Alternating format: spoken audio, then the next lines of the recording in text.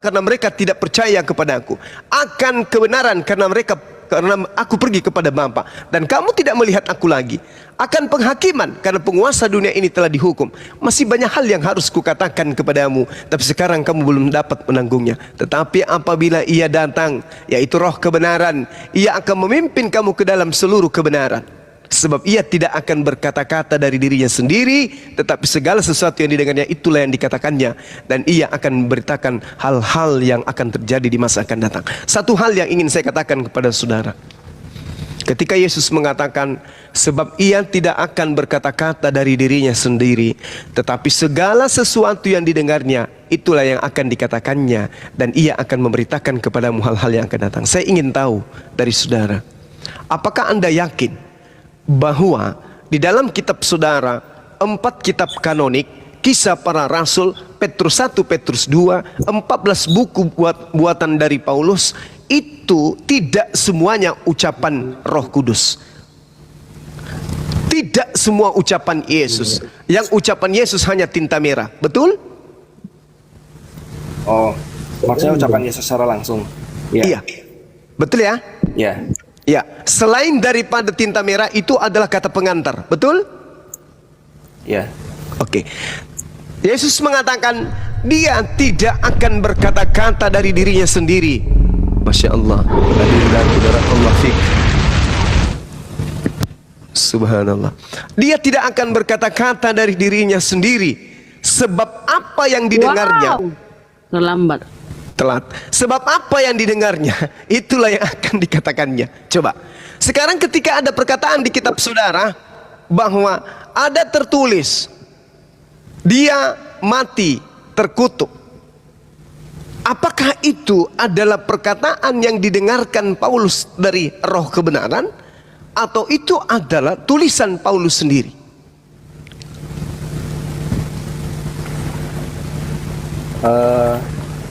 Ya ini sebetulnya bisa dibuktikan ya.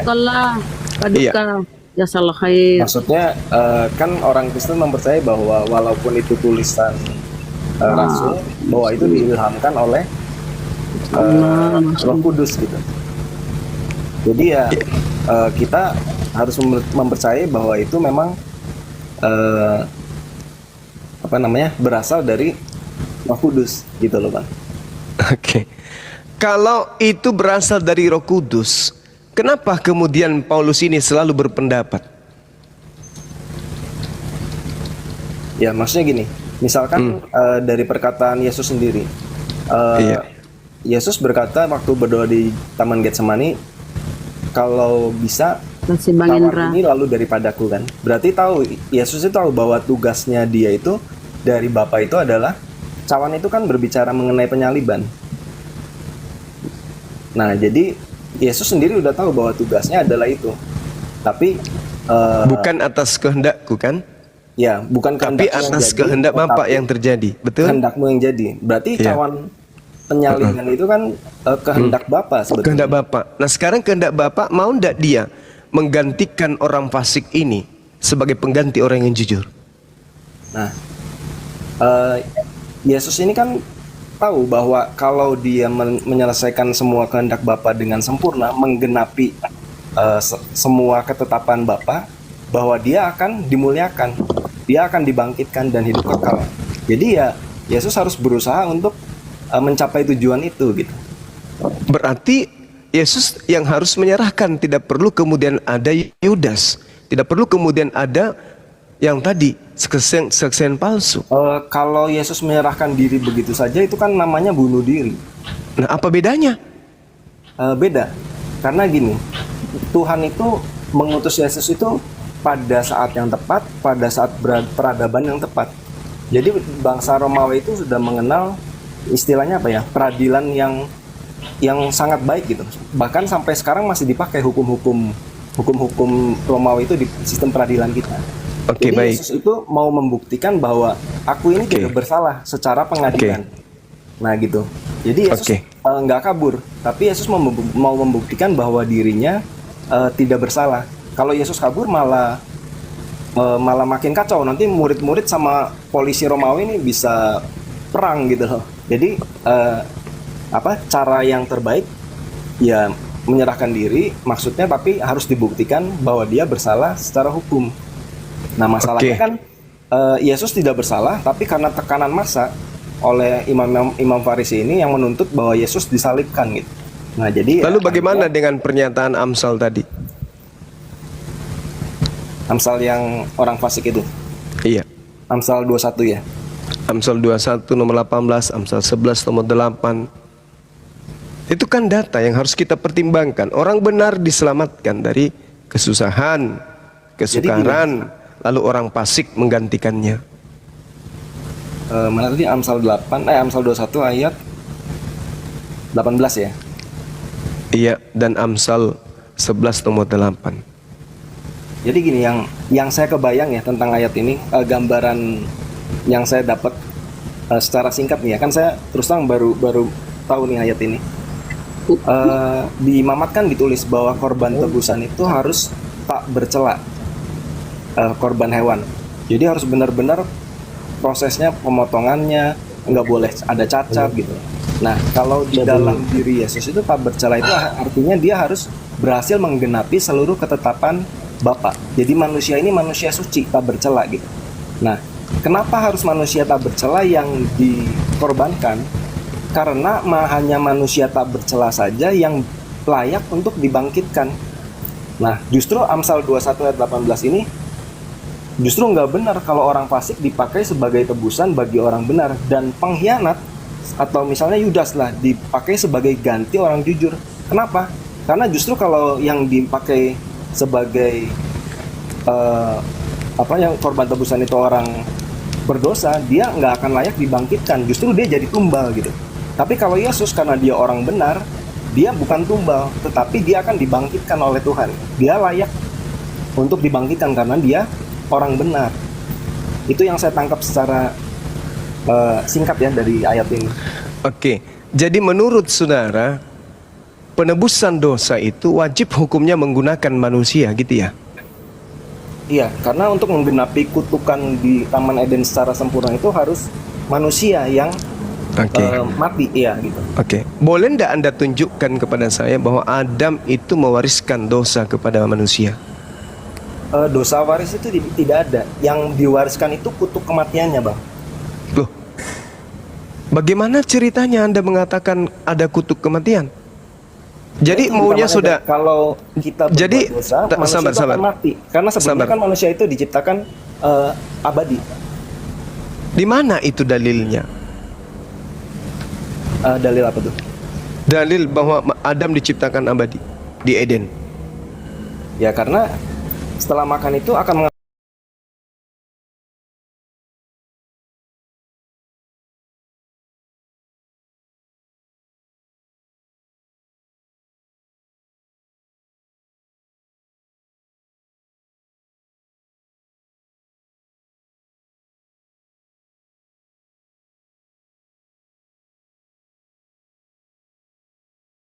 Tuhan dengan cekatan kemudian melindungi pohon kehidupan kekal agar supaya Adam tidak menyentuh itu. Sebab kalau Adam menyentuhnya, maka Adam akan hidup kekal sama seperti Tuhan.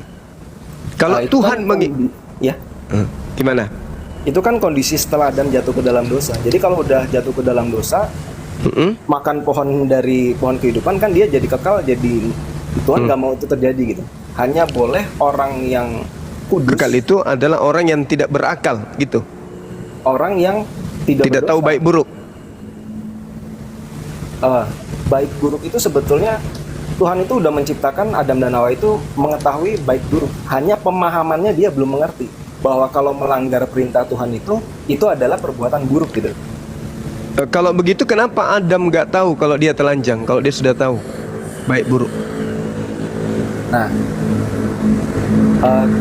dia tuh apa ya? Karena ada rasa bersalah, jadi ketelanjangan itu ya mungkin jadi apa ya? Jadi alasan buat dia gitu. Kan dia lari apa namanya? Karena merasa berdosa, merasa bersalah waktu mendengar suara langkah. Saya nyebutnya langkah Yesus ya, karena yang berhubungan dengan manusia itu pasti Yesus. Mendengar suara langkah Yesus tuh di Taman Eden, dia takut bersembunyi Waktu itu Yesus bilang, apa yang kamu, kenapa kamu bersembunyi? Nah, dia Ini menjadikan ketelanjangan itu sebagai Anda alasan. menghujat, Bung. Anda menghujat kitabnya Yahudi kalau begitu.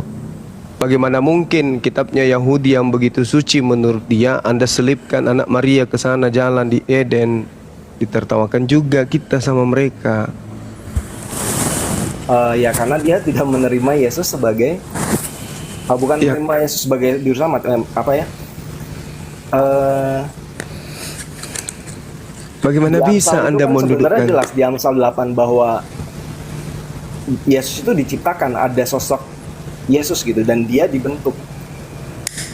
Sebenarnya di kitabnya sendiri ada, tapi karena mereka, Waduh, ini kalau ada teman kita dari praktisi Torah ini kita habis di sini.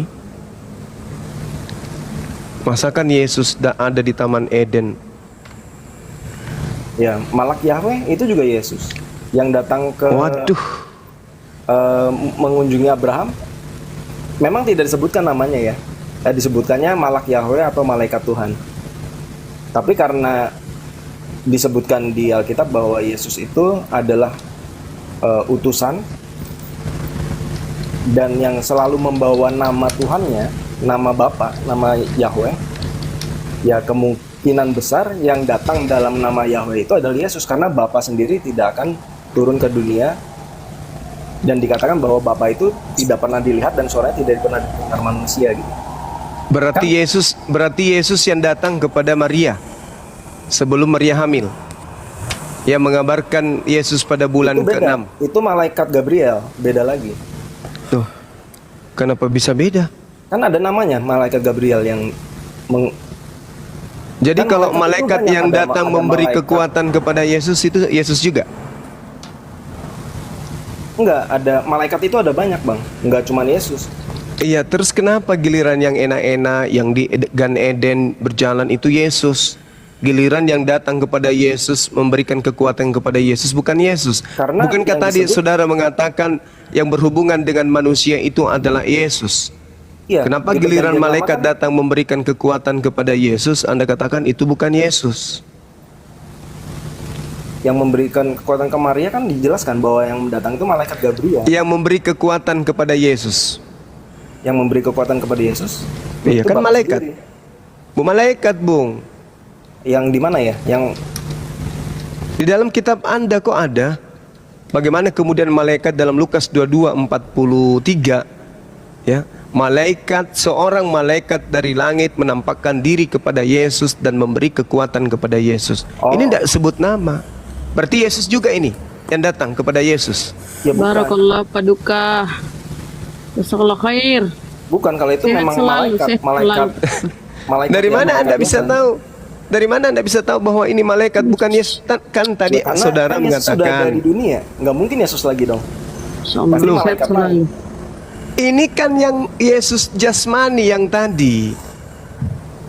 Yang Jasmani setelah Yesus. lahir. Maksudnya yang setelah lahir dari rahim Maria.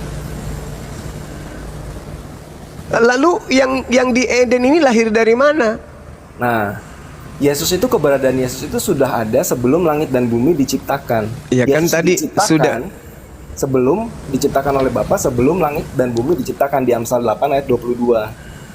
Waduh, Lalu habis kitabnya orang Yahudi Anda pretel untuk Yesus. Ya, tapi kan kenyataannya begitu dikatakan. Loh, kenyataan gimana? Amsal 8 ayat 22. Apa yang dituliskan di sana? Itu berbicara Salomo itu, Bung. Nggak mungkin, masa Salomo diciptakan sebelum langit Nah, dan bumi? apa bedanya diciptakan? dengan Yesus? Ya karena Yesus diciptakan sebagai ciptaan yang pertama. Anda seperti ternyata sesuai sakit wahyu. juga. Sekarang saya tanya sama Anda, tua mana Salomo dengan Yesus? Ya kalau melihat Yesus setelah lahir dari Maria, ya tua Salomo. Tapi kalau lihat Yesus sebagai ciptaan Bapa yang pertama, itu ya tua Yesus. Dari mana Anda mengatakan Yesus itu ciptaan yang pertama? Siapa yang ngajarin Anda? Wahyu 4. Wahyu 4 berarti Markus. Permulaan ciptaan Kenapa Allah. ndak Yesus yang ngajarin seperti itu? Apanya? Kenapa bukan Yesus yang mengajarkan itu? Kenapa harus Markus yang ngajarin Anda? Bukankah Yesus mengatakan segala firman yang engkau berikan telah aku sampaikan kepada mereka? Tadi kan kita berbicara mengenai Roh Kudus kan? Maka apa roh kebenaran? Masakan roh kebenaran mengajarkan seperti itu? Sedangkan Yesus sendiri mengatakan bahwa semua firman yang engkau berikan kepada aku telah aku sampaikan kepada mereka. Telah aku sampaikan. Berarti firman untuk porsinya Yesus telah semua disampaikan kepada muridnya Bani Israel. Lalu yang diterima oleh Markus di Pulau Patmos itu apa? Siapa yang ngajarin firman itu? Kan segala firman di dalam Yohanes 17 nomor 8. Semua firman yang engkau berikan telah aku sampaikan kepada muridku. Telah aku sampaikan kepada muridku. Semua firman telah aku sampaikan.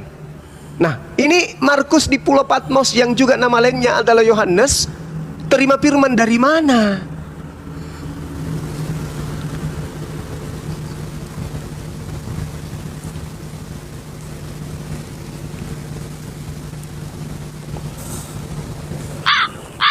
Mana Jo? Hah? Ya? Oh udah ya. Ya maksudnya gini. Semangat Bang. Kalau tidak mengakui itu sebagai firman ya susah ya saya bilangnya ya. Bahwa Yesus sebagai permulaan ciptaan. Di Kolose juga dikatakan bahwa Yesus itu adalah yang sulung dari segala yang diciptakan. Nah, Bukan Yesus sebenarnya, Bung. Bung, kalau kita mau jujur, yang dimaksud di situ bukan Yesus, yang dimaksud di situ adalah firman. Tuhan mengawali semua ciptaannya itu dengan firman, perkataan. Contoh, ketika Tuhan masih sendiri nih, sendiri, gak ada makhluk. Bagaimana cara Tuhan kemudian mengadakan makhluk? Dengan berfirman.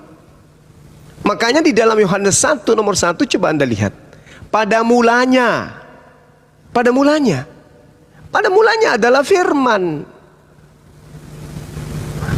Ada nggak Yesus di situ? Enggak. Kok bisa dikatakan Yesus pada mulanya firman? Ya, karena di dalam data nomor 14-nya, firman itu telah menjadi daging. Pada mulanya firman. Maka segala sesuatu yang diciptakan itu dari firman. Yohanes 1 nomor 3. Dari dia semua terjadi. Dari dia siapa? Firman. Mari kita buktikan. Masya Allah, Dinda. Kita Masya buktikan. Allah. Apa itu? Oh, elang. Masya Burung hantu. Allah, Allah Akbar. Nah, kita buktikan di dalam apa yang tertulis ketika Mazmur 33 nomor 9. Sebab Tuhan memberi perintah. Coba. Sebab Tuhan memberi perintah, maka semuanya ada. Tuhan memberi perintah, Maria, hamillah engkau. Itu pada mulanya adalah firman. Matahari, jadilah engkau. Maka dikatakan dia adalah permulaan ciptaan. Apa itu? Firman. Bukan Yesus. Yesus itu nanti tercipta pada saat ibunya diperintahkan hamil. Jadi yang keluar dari mulut Tuhan itu bukan Yesus. Yang keluar dari mulut Tuhan itu adalah firman. Maka pada mulanya adalah firman. Firman itu bersama-sama dengan Theos. Dan firman itu adalah Theos. Sifat yang ada pada diri Tuhan, kemampuan berkata-kata pada diri Tuhan, itulah yang kemudian bekerja sehingga Yesus itu ada. Maka ketika ada konsep firman sama dengan Yesus, maka Anda digiring untuk memahami bahwa Yesus itulah pada mulanya segala sesuatu. Padahal bukan begitu.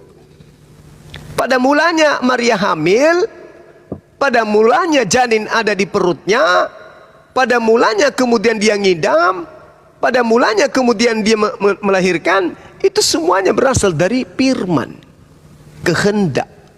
Makanya Yesus dalam Yohanes 8 nomor 42, aku datang bukan atas kehendakku. Berarti dia bukan firman, tetapi dia adalah makhluk yang bermula dari kehendak. Kehendak Tuhan untuk supaya menjadi ciptaan harus berfirman. Jadilah terang, jadilah ini, jadilah itu. Innama amruhu idza arada syai'an ayyakula lahu kun fayakun. Mazmur 33 nomor 9, Yesaya 55 nomor 11. Tuhan memberi perintah, maka semuanya jadi. Tuhan memberikan arahan, maka semuanya ada. Cukup mengatakan jadi. Kun fayakun. Yesus dari mana dia? Pada mulanya dia adalah permulaan ciptaan? Tidak. Cobalah beragama kita pakai pakai akal sedikit. Jangan muluk-muluk iman. Yesus kalau dikatakan permulaan ciptaan berarti Yesus yang pertama ada.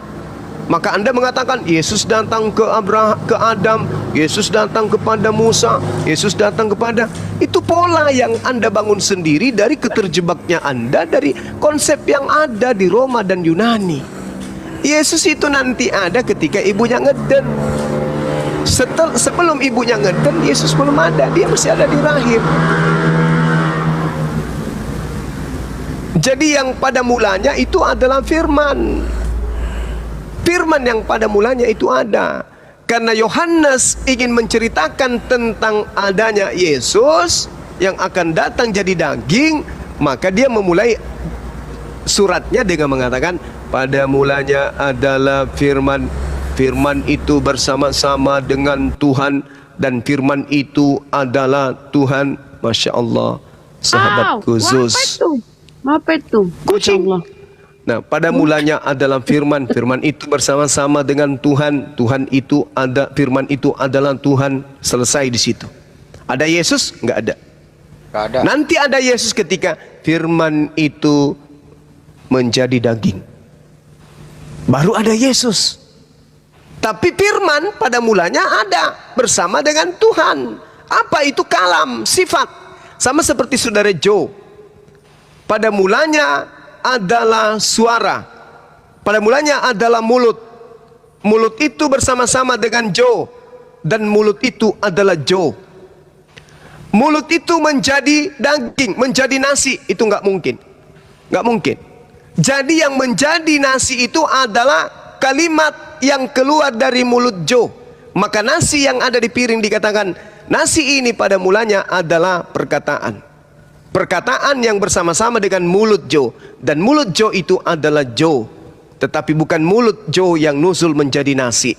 Sama ketika dikatakan mesin bersama-sama dengan keran air. Pada mulanya keran air adalah mesin. Dan pada mulanya keran air bersama-sama dengan mesin. Dan keran air itu adalah mesin. Ketika kemudian keran diputar, yang keluar dari keran bukan keran, tetapi yang keluar adalah air. Sama dengan Yesus. Ketika kemudian yang keluar dari mulut Tuhan, wahai Gabriel, datang kepada seorang perawan bernama Maria, sampaikan kepada dia, aku Tuhan yang maha tinggi, menginginkan dia hamil dan menginginkan dia melahirkan seorang ciptaan bernama Yesus. Maka apa yang datang kemudian? Firman datang kepada Maria, wahai Maria, yang maha tinggi menginginkan engkau hamil. Maria mengatakan, bagaimana mungkin? Aku ini belum pernah disentuh laki-laki. Yang maha tinggi menghendaki itu yang terjadi. Apa yang terjadi? Hamil. Keluarlah Yesus. Setelah keluar Yesus, apa kata Yesus? Aku tidak dapat berbuat apa-apa. Aku tidak berkata-kata dari diriku sendiri. Jadi kalau dia adalah sang firman, kenapa dia masih menerima firman? Kenapa dia tidak bisa berkata-kata dari dirinya sendiri? Bukankah dia firman itu sendiri? Kenapa dia tidak bisa berbuat apa-apa? Kenapa dia tidak bisa berkata apa-apa dari dirinya? Dan kenapa dia mengatakan aku datang bukan atas kehendakku? Kalau dia adalah sang firman yang Anda katakan bahwa dia adalah pencipta, maka dia harusnya mengatakan aku datang atas kehendakku sendiri. Kenapa? Karena aku yang menghendaki, yang maha berkehendak adalah aku. Ketika aku mengatakan aku ingin jadi manusia, sin salabim, jadi manusia, aku adalah sang firman. Tapi kan tidak. Aku datang bukan atas kehendakku. Artinya dia bukan sang firman. Jadi sangat keliru saudaraku ketika saudara mengatakan Amsal 8:22 adalah Yesus. Itu adalah hikmat. Hikmat Salomo adalah salah besar ketika saudara mengatakan dia yang datang pada saat Adam di Jannah atau di Eden. Anda keliru besar. Tolong diresapi lagi itu. Mudah-mudahan ada hikmah di balik diskusi kita ini untuk menjadi edukasi baik untuk diri saya sendiri maupun untuk sahabat-sahabat muslim yang ada di bawah. Terima kasih. Mantap. Kepada Dinda Jo, Hans dan semuanya, Dinda Jo juga, saudara-saudara yang lain. Pokoknya semua yang telah mendukung acara ini. Masya Allah. Masya Allah. Tony barakallah fiik. Masya Allah, barakallah. Subhanallah. Ya Allah, Habib. Barakallah. Berkah Tepuk tangan selalu, untuk Pak Akhi Jo. Haji. Jazakallah khair. terima kasih kepada seluruh Tengok ya teman-teman Kristen ya, saudara-saudara kalian. Lanjut, mohon maaf. Ya, terima kasih kepada seluruh Laskar ABRI, Wih, gajah. kepada Subhanallah, masya Gajah. Allah. Masya kepada Allah. seluruh Dewan Pengurus, Astagfirullahaladzim. Pengawas, Allahu Akbar. Pembina, Ketua Sekretaris Bendaharanya Bu Rahma atas kekompakan Oh, kita selama barakallah ini. Ji. Jazakallah khair. Mohon maaf Bang Andi. Ya, Bapak, Lanjut, Bunda. lanjut. Assalamualaikum Gurunda. Waalaikumsalam warahmatullahi wabarakatuh. Assalamualaikum warahmatullahi wabarakatuh. Terus kita Jazakallah beli umpan balik dulu ya kepada saudara kita Jo. Mungkin teman-teman semua belum pada tahu Jo ini adalah dari Unitarian. Unitarian itu sedikit maju dibanding dengan yang lain. Kenapa? Unitarian itu tidak menuhankan Masya Yesus. Allah. Yesus itu adalah utusan Tuhan. Yesus itu adalah ciptaan Tuhan. Apa tadi yang dipoles oleh diskusi Bang Juma, saya dengan Jo, adalah mengenai Yesus sebenarnya ini diciptakan dari awal sampai akhir, terus kemudian mengenai penyaliban itu. Itu sih sebenarnya tujuannya. Mudah-mudahan Jo bisa teredukasi, login lebih awal daripada terlambat, karena terlambat itu tidak baik. Karena masih ada kesempatan untuk tidak terlambat untuk login. Kenapa? Supaya akal sehat dipakai aja deh Jo. Bahwa untuk supaya kita ini tidak berdosa, introspeksi diri ya tinggal minta langsung aja. Nggak perlu ada iman bahwa ada manusia yang dikorbankan. Itu sih Jo. Kira-kira ada telepon. Jo silakan, ada umpan balik dari Bang Juma, silakan. Mungkin ya saya sih bilang saya akan terus belajar ya, maksudnya saya juga nggak menyombongkan diri bahwa saya tahu segalanya. Cuman ya untuk saat ini mungkin saya perlu waktu buat mempelajari lebih banyak lagi. Iya, silakan saudaraku, silakan. Ya, mungkin Adinda karena Jo, udah malam silakan. ini juga saya Buang kayaknya dulu harus ini doktrinnya, buang permisi doktrinmu dulu. kalau mau belajar Bang, buang doktrin. Biar Lanjut. beliau belajar dulu, beliau belajar. Insya Allah, kalau beliau mengedepankan akal, kemudian insya Allah akan dapat hidayah.